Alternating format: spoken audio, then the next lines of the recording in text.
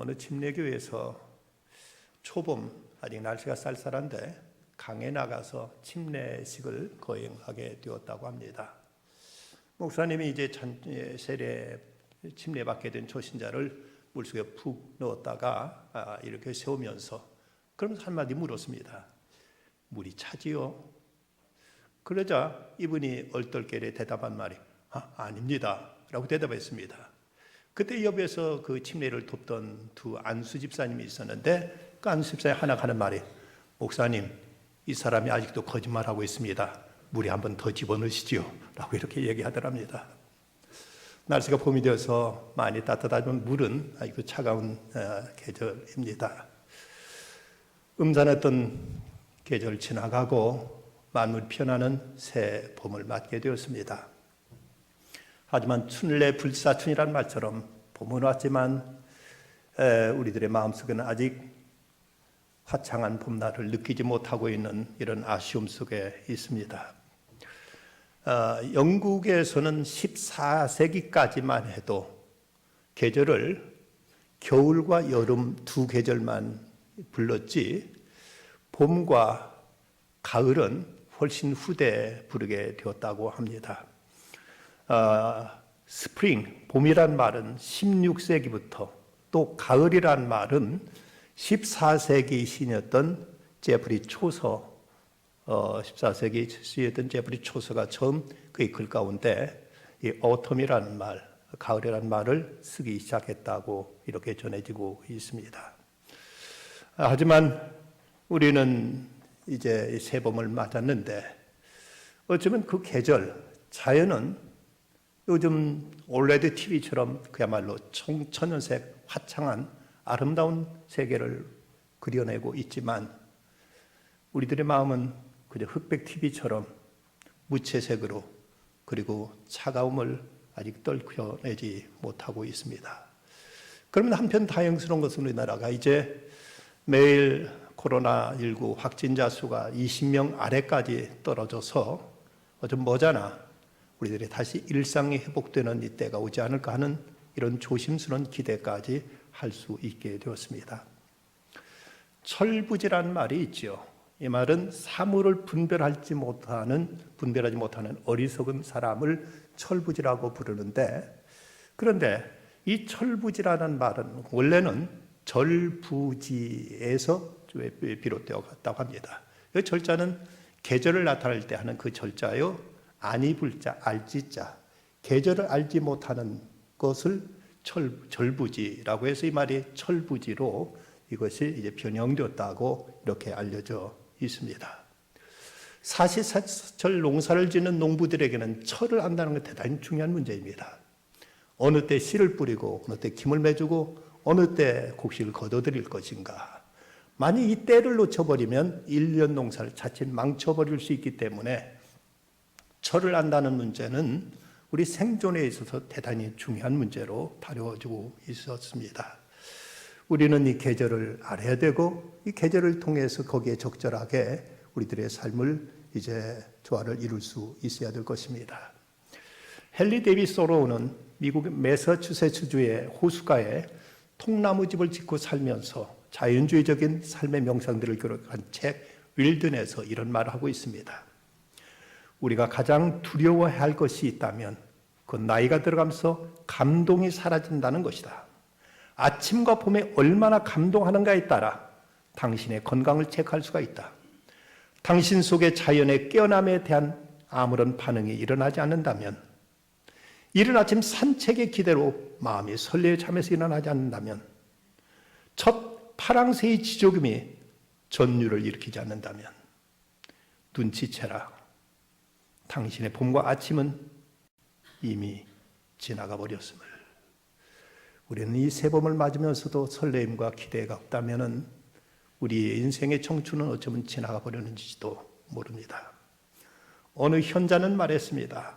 자연은 매번 하나님이 우리를 사랑한다고 반복하지는 않는다. 하지만 저 꽃을 보면 우리는 그 사실을 충분히 알 수 있다.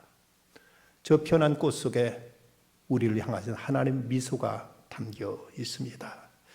눈부신 그 햇살은 초라한 서민들에게도 그들의 늘어진 어깨에도 꽃가루처럼 쏟아지고 있고, 그리고 저 길거리에 행렬병자의 죽은 시신 위에도, 남루한 누더기 위에도 생금가루처럼 쏟아지고 있습니다. 그러나 아무리 찬란하게 햇빛이 비친다 할지라도 그 마음속에 하나님의 은혜 햇살이 비춰지지 않는다면 아직도 그는 겨울 속에 있는 것이고 그에게 봄은 찾아오지 않은 것입니다. 바리새인과 사두개인들이 예수님께 묻습니다. 하늘로서 오는 표적을 보여달라. 이때 예수님이 하신 말씀이 오늘 신약의 말씀, 너희가 저녁에 하늘이 붉으면 날이 좋겠다고 하고 아침에 하늘이 붉고 흐르면 오는 날이 굳겠다 하나니 너희가 날씨는 분별할 줄 알면서 시대의 표적은 분별할 수 없느냐고 예수님 말씀하십니다. 하나님이 세상의 자연의 조화를 통해서도 변화되는 계절을 통해서도 우리에게 말씀하고 계시고 당신의 뜻을 우리에게 나타나고 계신다고 친히 말씀하신 것입니다. 그래서 시인 헤르만 헤세는 이렇게 말합니다. 어느 어린이나 알고 있다. 봄이 말하는 바를 살아라, 뻗어라, 피어라, 바라라, 사랑하라, 기뻐하라, 세상 움트게 하라, 몸을 던져 삶을 두려워하지 말아라. 자연은 우리에게 분명 무엇인가를 하늘의 뜻을 계시하고 있고 우리에게 신의 음성을 들려주고 있음을 우리는 잊지 말아야 됩니다. 그렇다면 우리가 이 봄철을 맞아서 오늘 구약의 말씀 아가서를 통해서 우리는 어떤 하늘의 계시를 받을 수 있을까? 먼저 이 봄철은 사랑의 계절입니다. 오늘 말씀 10절 11절 나의 사랑하는 자가 내게 말하여 이르기를 나의 사랑 나의 어여쁜 자야 일어나서 함께 가자. 겨울도 지나고 비도 그쳤다 하고 말하고 있습니다. 그 차갑고 칙칙했던 겨울이 지나고 새봄이 맞았을 때 이 시인은 사랑하는 자를 향하여 우리가 함께 가자고 말하고 있습니다. 사랑의 가장 큰 특성은 함께 있기를 원하는 것이 사랑의 속성이라고 말할 수 있을 것입니다. 예수님께서도 하신 말씀, 사람이 나를 사랑하면 내 말을 지키리니 내 아버지께 그를 사랑하실 것이요 우리가 그에게 가서 거처를 그와 함께 하리라 하고 말씀하십니다. 주님은 우리를 사랑하셔서 이 땅에 친히 찾아오셔서 우리와 함께 해주신 임마누엘의 사건, 이것이 주님의 사랑의 가장 극명한 표현이라면 오늘도 성령을 통해서 하나님 사랑하는 자들과 같이 하시는 것, 이것이 주님의 우리를 향한 사랑의 한 모습으로 우리는 이해할 수가 있게 되는 것입니다. 그렇습니다. 봄은 분명 사랑의 계절입니다. 겨울에 두텁게 입던 옷들 훌훌 벗어던지고 화창한 봄날 사랑이와 함께 동산을 거닐면서 사랑을 속삭이는 이런 모습들은 옛날부터 많은 시인들이 노래해왔고 지금 이 시대에도 소리 이른 봄철을 통해서 그동안 다쳤던 모든 굴레에서 벗어나서 사랑하는 연인들과 자연을 노래하면서 사랑을 꿈꾸는 이런 모습들을 우리는 얼마든지 주위에서 찾아볼 수가 있습니다. 그래서 시인 하인에는 노래하기를 즐거운 봄이 찾아와 온갖 꽃들이 피어날 때 그때 내 가슴 속에는 사랑의 싹이 움트기 시작하였네. 즐거운 봄이 찾아와 온갖 새들이 노래할 때 그리운 사람의 손목을 잡고 불타는 이 심정을 호소하였네 라고 이렇게 노래하고 있습니다. 내 세상에 이렇게 봄 기운으로 가득하건만 우리에게는 이 봄의 사랑의 마음이 과연 얼마나 우리에게 피어오르고 있는가. 어느 해보다도 우리는 이 코로나19라는 이 역병으로 인해서 마음은 더 굳게 다쳤고 서로 밝은 얼굴로 미소해야 될 얼굴들이 마스크로 완전히 가린 채 한 재난영화의 카피처럼 아무것도 만지지 말라, 누구도 만나지 말라는 말로 사람 만나는 것조차도 기피하는 이런 시대가 되어버렸습니다. 지금 이 절이면 전국 각지에서 온갖 많은 꽃 축제가 열려 있을 텐데 어느 곳도 꽃을 관람하는 이런 축제는 다 폐지되었고 심지어 애써 키워놓은 꽃밭을 트랙터로 갈아엎는 이런 시대가 되어버리고 말았습니다. 4월 5일이면 곳곳에서 나무 심는 행사가 있었지만 올해는 이런 행사마저도 모두 다 취소되어 버리고 말았습니다. 참으로 춥고 어두운 겨울 같은 이런 시절을 우리는 보내고 있습니다. 하지만 예수님께서는 제자들이 예수님 부활하신 모습을 목격하고도 나는 물고기 잡으러 가겠다고 갈릴리로 돌아가 버린 그 제자들, 밤새껏 금을 던졌지만 한 마리 물고기 잡지 못하고 피로에 지치고 추위에 떨면서 저들은 실망과 낙심에 젖어 있던 그들에게 예수님이 찾아오십니다. 얘들아, 너에게 고기가 있느냐? 예수님이 제자들을 부르시면서 모닥불 펴놓으시고 조반까지 다 마련해 놓으시고 이리 와 밥 먹자. 저들 얼었던 몸 녹여주셨고 시장한 배 채워주셨고 그 다음에 예수님께 하셨던 말씀, 요한의 아들 시몬아, 내가 나를 사랑하느냐? 내가 나를 사랑하느냐? 사랑하느냐? 거푸 3번이나 물으시면서 저희들에게 가장 본질적인 문제가 무엇이었는지, 저희들이 왜 이렇게 시험에 들었고 실족했는지 바로 사랑 때문이었음을 말씀하시며 그 사랑을 회복시켜 주셨고 저들 또 다시 소명의 자리로 불러주시는 모습을 보여주고 있습니다. 그렇습니다. 이 봄철을 통해서 우리 주님이 우리에게 말씀하시는 바가 있다면 우리가 무엇보다도 사랑이 꽃 피우기를 기대하고 계시고 서로 사랑할 것을 주님은 우리에게 당부하고 계십니다. 오래전에 좋은 생각이 난 잡지에 실렸던 국밥 한 그릇이라는 이런 글이 실렸습니다. 비 내리는 날 의자가 4개뿐인 허름한 돼지 국밥집에 들어갔다. 뜨거운 국물에 부추를 듬뿍 넣고 휘휘 저은 뒤에 두어서 드는데 일병 계급장을 단 군인과 그의 아버지인 듯한 아저씨가 들어왔다. 한쪽 수육이 불편한 이 아저씨는 나도 잘 안다. 우리 동네 골목을 다니며 종이를 줍는 분이다. 새벽 운동길에 마주치면 눈 인사하는 터라 그가 먼저 나를 알아보고 모자를 벗으며 깍듯이 인사했다. 우리 아들이라요. 휴가 나와서. 빗물이 줄줄 흐르는 유리창 너머로 그가 끌고 온 리어카가 보였다. 커다란 냉장고 포장 상자가 가득 실렸다. 누군가 밀어주지 않으면 참 경사진 곳까지 오기 힘든 짐이다. 누군가는 아마도 아들이지 싶다. 어여 먹으라. 배고팠지. 아버지는 자꾸 사양하는 아들에게 자신의 국그릇에 담긴 고기를 건네주었다. 그리고는 아들이 국밥 먹는 모습을 보며 자꾸 웃었다.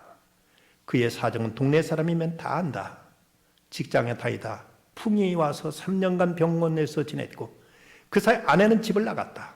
하나뿐인 아들 학비 대느라 고물 행상을 했다. 아저씨에게 아들은 삶을 지탱하는 희망의 꽃이다. 오늘은 그 꽃에 걸음을 주려나 보다.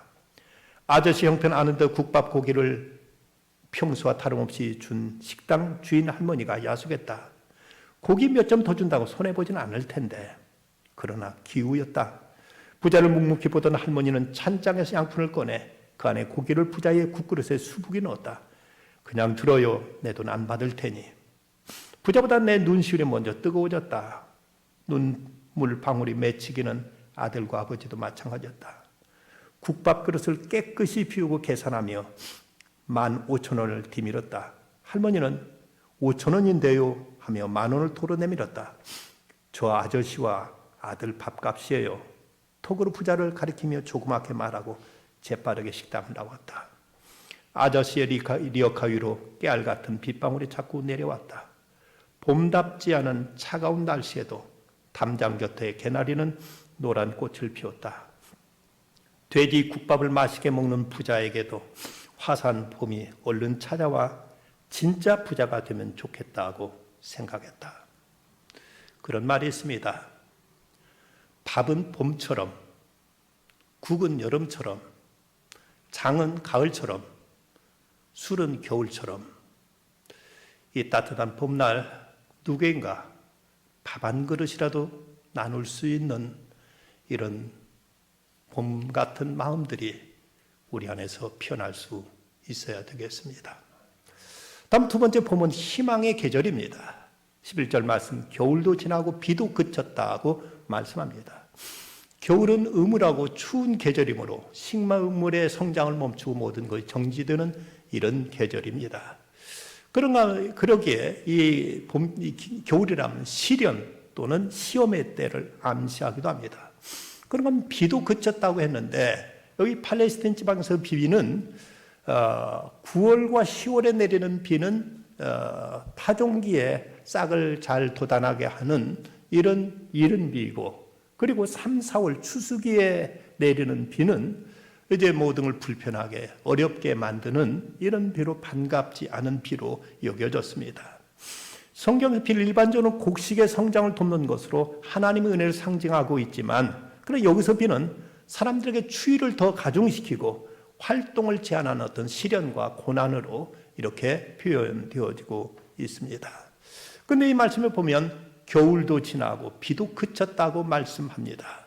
그래서 이제는 시련의 때가 지났으니 희망과 기쁨을 가지고 앞을 향해 힘차게 나아가자고 이 시인은 이렇게 노래하고 있는 것입니다. 그 나의 사랑 내 어여쁜 자야 일어나서 함께 가자고 이렇게 노래합니다. 솔로몬 왕은 술람미 여인을 향해서 우리 이렇게 아름다운 봉동산을 향해서 우리 함께 사랑을 나누면서 기쁨으로 달려나가자고 이렇게 저를 초대하고 있는 것입니다.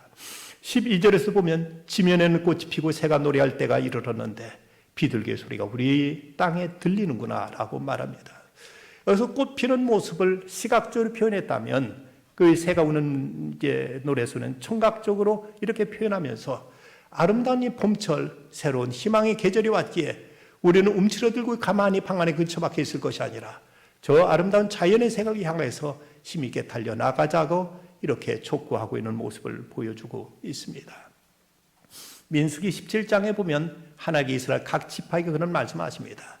지팡이 하나씩을 다 마련해가지고 지팡이에다가 그 각 지파의 지도자의 이름을 쓴 다음에 이것을 성전에 이제 가져오라고 이렇게 말하고 있습니다. 그런데 그 다음에 이것을 제단 법궤 앞에 놓았더니 그 다음날 놀라운 어떤 현상이 나타나게 됩니다. 민수기 17장 18절 말씀, 아론의 지팡이에 움이 돋고 순이 나고 꽃이 피어서 살구 열매가 열렸더라. 12지파마다 모두 다 지팡이를 하나씩 가져왔고 거기다 각 지파의 지도자 이름을 기록했는데, 근데 유독 여기서 레위 지파의 지도자 격인 아론의 지파계는 그 죽었던 나무, 완전히 말라 비틀어진 이 단단한 나무가지에서 순이 돋고 꽃이 피고 살구 열매가 맺히는 이런 놀라운 기적이 나타나게 된 것입니다. 하나님의 이런 표적을 통해서 바로 이 레위 지파를 통해서 이스라엘 모든 지파들을 축복하며 저들이 하나님 말씀을 태어나며 저들로 하여금 하나님 앞에 백성들을 대신해서 죄를 대속하는 제사를 드리는 이 귀한 임무를 저들에게 맡기심으로 저들에게 새로운 희망과 새로운 구원과 축복의 역사를 이렇게 펼쳐가시는 모습을 보여주고 있습니다. 봄은 희망을 통역해 준다는 이런 말이 있습니다. 우리들의 모든 소망이 바로 이 봄철을 통해서 우리는 새롭게 이제 꿈꿀 수 있게 되었고 한없는 기대와 포부를 가지고 새로운 날들을 향해서 나갈 수 있는 이런 힘이 우리에게 열리게 되었다는 것입니다.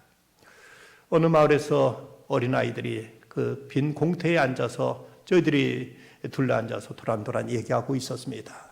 그러면서 자기들끼리 너희들은 커서 뭐 될래? 나는 대장 될래? 나는 대통령 될래? 나는 사장님 될래? 하고 다들 꿈들을 얘기하고 있는데 그 중에 한 아이만이 아무런 대답도 하지 않고 물끄러미 무엇인가를 응시하고 있었습니다. 그러자 아이들이 그 애한테 너는 그 뭐가 될래? 하고 물었습니다. 그저 이 아이가 벌떡 자리에 일어나더니 주르르 달려가서 저쪽 양지가 환히 비치는 담벼락 있는 곳으로 달려가서 애들아 이리 와봐 하고 이렇게 부르는 것입니다. 아들은 뭔 내용인지도 모르고 아이들은 모두 다 그쪽으로 달려갔습니다. 그랬더니 이때 아이가 하는 말이 나는 이 햇빛이 될래. 나는 이 햇빛이 너무 좋아 하고 이렇게 얘기합니다. 그 모습을 옆에 지켜보던 아주머니가 이 아이한테 그럼 네가 햇빛이 되겠다는 말이 무슨 뜻이니? 라고 물었습니다.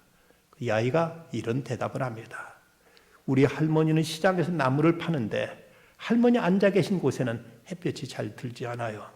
잠깐 햇볕이 비치다가 햇빛이 이제 돌아가는 그것을 보고 너무나 안타까워서 그 추운 걸 벌벌 떨면서 시장에서 물건을 파는 나무를 파는 할머니 모습이 그런 마음에 늘 안타까워서 이때 아이들은 커서 뭐가 될래 하고 자기 꿈을 얘기할 때 이 아이는 나는 햇볕이 될래. 그래서 추위에 떨고 있는 사람들 모두 다 어렵게 힘들게 살아가는 사람을 햇빛으로 환히 쪼여줄래 라고 이렇게 말하더라는 것입니다. 그렇습니다. 우리에게 무엇인가 꿈이 필요하고 우리가 무엇인가 소망이 있어야 된다면 과연 우리들의 꿈은 무엇이고 우리 희망의 계절 이 따뜻한 봄철에 우리가 품을 수 있는 소망은 과연 무엇이야만 될 것인가? 정우승 시인은 희망을 만드는 사람이 되라는 시에서 이렇게 말하고 있습니다. 이 세상 사람들 모두 잠들고 어둠 속에 갇혀서 꿈조차 잠이 들 때 홀로 일어난 새벽을 두려워 말고 별을 보고 걸어가는 사람이 되라. 희망을 만드는 사람이 되라. 겨울밤은 깊어서 눈만 내려 돌아갈 길 없는 오늘 눈 오는 밤도 하루 일을 끝낸 작업장 부근 촛불도 꺼져가는 어두운 방에서 슬픔을 사랑하는 사람이 되라. 희망을 만드는 사람이 되라. 절망도 없는 이 절망의 세상, 슬픔도 없는 이 슬픔의 세상, 사랑하며 살아가는 봄눈이 온다. 눈 맞으며 기다리던 만나, 눈 맞으며 그리웠던 그리움 만나, 얼씨구나 부둥켜 안고 웃어 보여라. 절씨구나 뺨 부으며 웃어 보아라.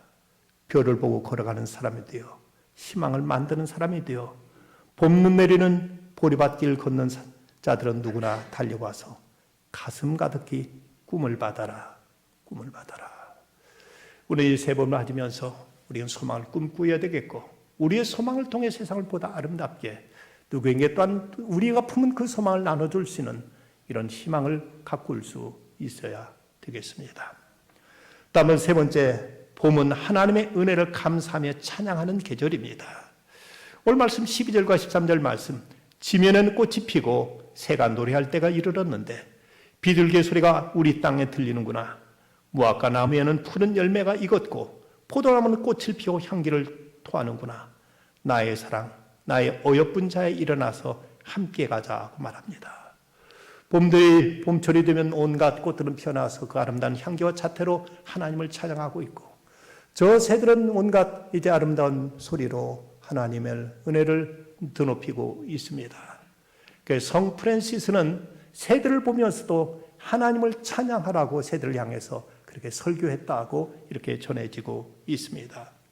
만물이 하나님의 사랑과 근총을 찬양하고 있다면, 만물의 영장인 인간으로서 이 따뜻한 희망의 계절을 주신 그 하나님을 찬양하지 않는다면 우리가 금수보다 나을 것이 무엇이 있겠는가 생각지 않을 수가 없습니다. 우리에게 감동이 없으면 감사를 모르게 됩니다. 생각해보면 우리가 살아있다는 것만도 얼마나 큰 감사이고, 우리에게 성의를 맞아 주님 앞에 예배드릴 수 있다는 것만도 얼마나 큰 은총인지 모릅니다. 그 엄청난 하늘의 혜택 속에 살면서도 그네를 모르고 늘 원망과 불평 속에 살아가는 사람들이 많은 이 땅에도 한 끼 밥 가족과 더불어 따뜻하게 먹을 수 있다는 것, 우리가 이 성도들과 더불어 함께 하나님을 찬양하여 예배드릴 수 있다는 것, 이것만도 우리에게 준 얼마나 큰 은혜이며 하나님 축복인 줄 안다면 우리는 마땅히 하나님을 찬양하는 이 계절로 맞을 수 있어야 될 것입니다. 중국의 고전 열자에 보면 이런 얘기가 전해집니다. 송나라 시절 누더기 베옷을 입고 어렵게 겨울 지난 한 가난한 백성이 있었습니다. 추웠던 계절이 지나가고 이제 봄이 되어 밭에 나가서 일을 하고 있는데 누더기를 입고 있는 그의 등에 봄볕이 따뜻하게 내려 쪼이고 있었습니다. 세상에는 따뜻한 방에서 일하지 않고 호의호식하는 사람들 많고 비단으로 해서 호피옷을 입은 사람들도 많은데, 그 누더기를 입고 있는 그 가난한 농부의 등에 따뜻한 봄볕이 비치게 되자 그는 자기 아내를 돌아보면서 이렇게 말합니다. 이 등에 내려지는 따스한 봄볕을 나라님께 바치면 얼마나 좋아하실까. 자기가 지금 일하면서 위에서 내려지는 따뜻한 봄볕을 맞는 것만이 그것만도 너무 고마워서 이 따스한 봄볕을 나라님께 바치면 얼마나 기뻐하실까 하고 이렇게 얘기했다고 합니다. 이 고사가 뿌리가 되어서 왕이나 국가에 바치는 작디 작은 충성을 헌혼이라고 이렇게 부르게 되었다는 것입니다. 가난한 농부는 자기 등에 맞는 그 햇빛조차도 너무 고마워서 그걸 나라님께 바치기를 원했다면, 하늘의 은총 속에 살아가는 우리들, 하나님의 귀한 사랑을 입고 이것을 하나님께 감사하며 찬양한다는 건 너무나 당연한 일이고 마땅한 우리들의 자세가 아니겠습니까? 오늘 하나님 베푸신 은덕을 감사하며 찬양하는 이 절기로 맞아야 되겠습니다. 또 하나 이 봄은 한편 유혹의 계절이기도 합니다. 15절 말씀, 우리를 위하여 여우 곧 포도원을 거는 작은 여우를 잡으라. 우리의 포도원에 꽃이 피었음이라 하고 이렇게 말씀하고 있습니다. 팔레스타인 지방에서 여우는 이 포도원 같은 곳에 들어가서 새롭게 돋아난 새순을 이제 따먹고 꺾으면서 이제 농작물을 해치는 수가 있고, 또 예수님께서는 헤롯을 향하여 여우라고 이렇게 그를 이제 비판하셨던 적이 있었습니다. 또 에스겔서에 보면 거짓 선지자를 여우로 비유하여서 이스라엘아 너희 선지자들은 황무지에 있는 여우 같으니라고 에스겔서 13장 4절을 말씀하고 있습니다. 여우란 주님과 성도들 사이 개입해서 성도의 삶에 영적인 열매를 맺지 못하도록 대적하는 이런 세력을 의미하고 있습니다. 봄철이 되면 잠깐만 눈을 떼도 여우가 애써 가꿔놓은 포도밭을 망쳐놓듯이 사탄은 어떻게든 우리들의 믿음을 실족시키기 위해서 우리를 유혹하고 우리들을 이제 악으로 이끌어서 짐짓 우리로 하여금 하나님께 대한 믿음을 해이시키고 점점 죽기로부터 멀어지도록 우리를 세상으로 이끌어가는 이런 유혹의 때임을 우리는 잊지 말아야 될 것입니다. 독일의 순교 신학자 본회퍼는 그의 책 유혹에서 이런 말을 합니다. 우리에게 죄악이 침투해 들어올 때 마음에 울리는 경보를 무시하려는 생각이 가장 큰 유혹이다. 우리가 어떤 잘못된 데 빠지게 될 때 분명 마음 한쪽에서는 이 잘못을 경계하고 이것을 이제 우리로 하여금 각성하도록 일깨우는 어떤 성령의 감동이 있습니다. 그런데 그런 생각을 무시하려는 것이야말로 우리가 가장 두려운 유혹이 된다는 사실을 잊지 말라고 이렇게 말하고 있습니다. 그래서 성경에 보면 이렇게 말씀합니다. 청년이 무엇으로 그 행실을 깨끗하게 하리까? 주의 말씀만 지킬 따름입니다. 내가 전심으로 주를 찾아 싸우니 주의 계명에 떠나지 말게 하소서. 내가 주께 범죄하지 아니하려 하여 주의 말씀에 내 마음을 두었나이다. 우리가 코로나19 때문에 이렇게 영상 예배도 드리고 이제 온라인 예배도 드리고 있습니다만은 점점 한 주, 두 주 성전으로부터 멀어지면서 자칫 우리들의 마음도 믿음도 하나님께 멀어지게 된다면 이것이야말로 무엇보다 큰 유혹이 아닌가 우리는 경계심을 가져야 될 것입니다. 참새와 나비와 하루살이가 만나서 함께 놀았습니다. 함께 재밌게 놀다가 저녁이 되자 나비가 하루살이에게 우리 내일 또 다시 만나서 놀자 하고 얘기했지만 하루살이는 내일이란 말이 무슨 말인지 알 수 없었습니다.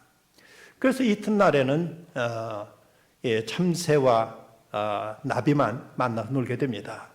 둘이 이렇게 재밌게 놀다가 가을이 되자 참새가 나비에게 말합니다. 우리 이제 겨울이 돌아오니까 우리 이제 돌아갔다가 다음 봄에 만나자 하고 이렇게 얘기합니다. 그 말을 나비는 알아들을 수가 없었습니다. 나비에게는 그에게는 내년이란 말이 무엇인지 그는 내년이라는 것을 살지 못했기 때문에 내년의 말을 알아듣지 못했던 것입니다. 그러나 나비는 내년이 새 봄이 온다는 사실을 알지 못했지만 참새는 그 새로운 봄을 기대하면서 넉넉히 겨울을 보낼 수가 있었습니다. 우리는 과연 어떻게 살아가고 있을까? 당장 오늘이라는 찰나라는 이 시간에만 급급하며 살아간다면 그렇다면 하루살이의 모습에 지나지 않을 것이고 이 땅에서의 새 삶만 생각하고 이 땅의 것만 추구하며 살아간다면 우리는 나비의 모습에서 벗어나지 못할 것입니다. 우리에게는 참새와 같이 영원한 새 봄이 있고 새로운 세상과 새로운 세계가 있음을 우리는 기대하고 그 나라를 바라보며 살아가는 것 이것이 바른 믿음의 자세입니다.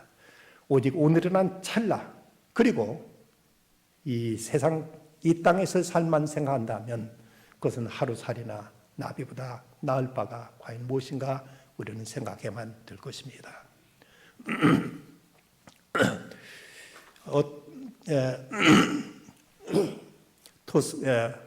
오스카 와일드가 쓴 자기만 아는 거인이라는 단편의 그런 이야기가 소개되고 있습니다.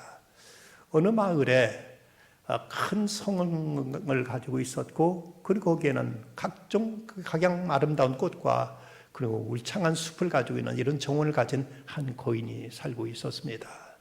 근데 그 거인이 그곳에 사는데 이제 일이 있어서 멀리 외국에 여행을 가게 됩니다.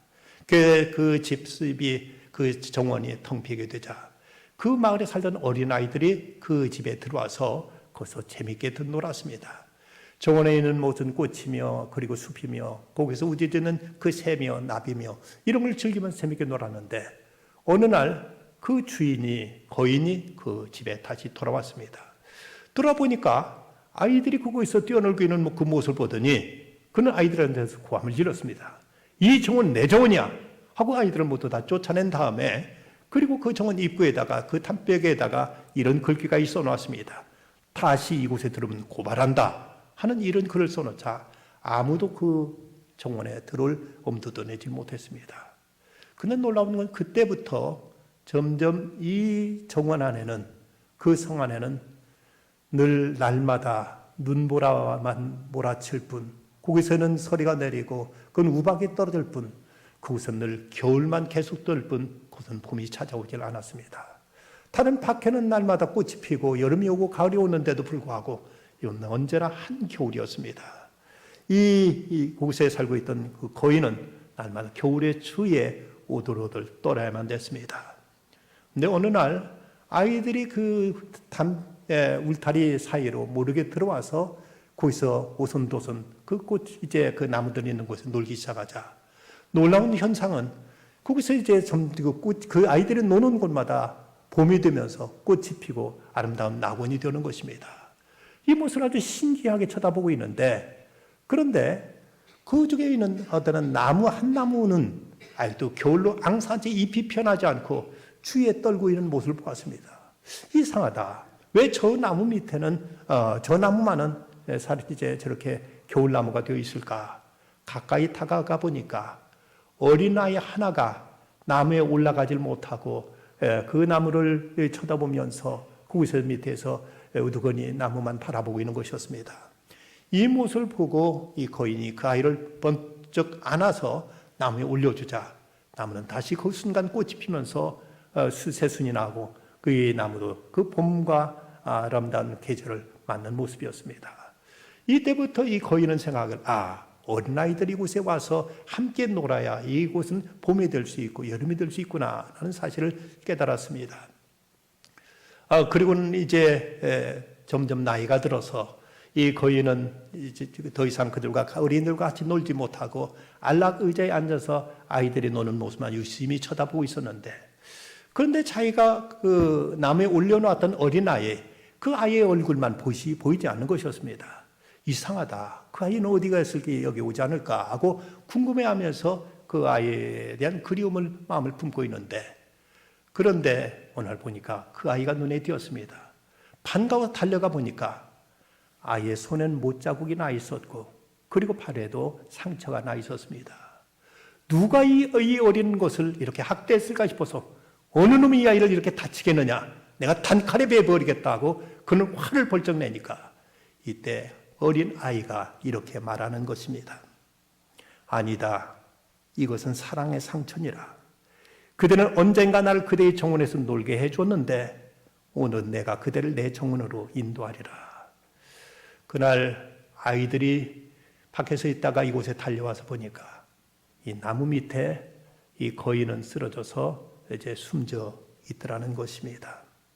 오스카 와일드가 쓴 자기만 아는 거인이라는 소설에 나오는 이야기인데 아이들과 십자가의 사랑 그리고 봄이 무르익는 정원을 오스카 와일드는 천국으로 이렇게 묘사했습니다. 그렇습니다. 봄이 꽃 피는 곳, 아름다운 곳을 주님은 우리를 위해 예비하시고 이 땅에서뿐만 아니라 영원한 천국에서도 우리를 위해서 아름다운 정원을 주님은 우리를 위해서 마련해 주신 줄 믿습니다. 김종의 시인의 시 그대 앞에 봄이 있다에 보면 이렇게 노래합니다. 우리 살아가는 일 속에 파도 치는 날, 바람 부는 날이 어디 한두 번이랴. 그런 날은 조용히 닻을 내리고 오늘 일을 잠시라도 낮은 곳에 묻어두어야 한다. 우리 사랑하는 일 또한 그와 같아서 파도 치는 날, 바람 부는 날은 높은 파도를 타지 않고 날개 낮게 밀물져야 한다. 사랑하는 이여, 상처받지 않은 사랑이 어디 있으랴. 추운 겨울 다 지내고 꽃 필 차례가 바로 그대 앞에 왔다. 소망의 봄이 우리 앞에 신부처럼 다가왔습니다. 이 계절을 맞아 세상의 햇빛이 아무리 내리쬐어도 우리 마음에 영혼의 봄이 찾아오지 않는다면 우리는 계속 겨울에 머물 뿐입니다. 이 봄을 맞아 사랑해야 되겠습니다. 희망을 품어야 되겠습니다. 찬양해야 되겠습니다. 그리고 모든 유혹을 물리쳐야 되겠습니다. 그럴 때 이 복은 진정 우리에게 하나님의 은혜 넘치는 참된 축복의 계절이 될 것입니다. 나의 사랑, 나의 어여쁜 자야, 일어나서 함께 가자. 기도하십시다. 고마우신 아버지 하나님, 제게 새 봄을 주신 하나님을 찬양합니다. 이 봄이 봄되기 위해서 사랑하게 하시옵소서, 소망을 잃지 않게 해주시옵소서, 주님을 찬양하게 해주시옵소서, 유혹을 물리치게 해주시옵소서. 예수님의 이름으로 기도드리옵나이다. 아멘.